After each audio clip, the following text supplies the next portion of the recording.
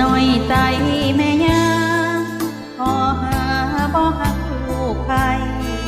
สรรหาแต่แนวเว้าใส่เหลือใจก็ยังทนอยู่ย้อนหักลูกตายเพิ่นขาดเคินก็อดตาสู้ให้แน่ก็แต่พ่อผู้ใจดีและมีศีลธรรมย้ำยาดาเว้าอยากหิวกระเป๋าจากไทยกะยันสามีเสียใจอนาคตสิไปบ่งามสะพายจนทนแทบผู้ให้อย่าบ่มักนำผิดหน่อยๆก็ปล่อยหาตามเฮ็ดหยังนำบ่เคยถูกใจกินข้าวคำใดกะเที่ยวเว้าใส่แดกดันทั้งสีทั้งสันเฮ็ดแนวกินบ่ถูกใจหา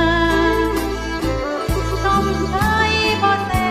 บคนกะต่างตำแต้วเผ็ดไปคันบ่คิดเห็นหน้าลูกชายสิง่ายพาเข้าใส่เพิ่นน้อยใจแม่ย่า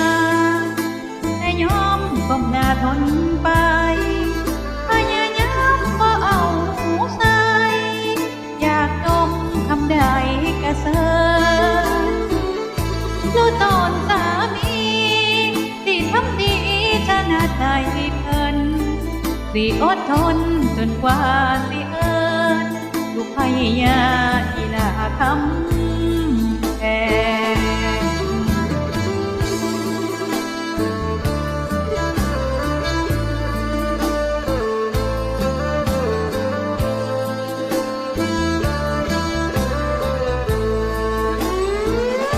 กินข้าวคำใดกะเที่ยวเว้าใส่แดกดัน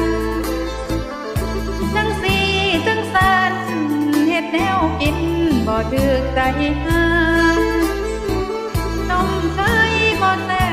บคนกะต่างตำแต้วเผ็ดไปท่านบ่คิดเห็นหน้าลูกชายสิง่ายพาเข้าใส่เพิ่นน้อยใจแม่ย่า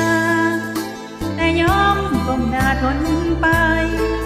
พยายามบ่เอาหูใส่อยากดมคำใดกะเชิญ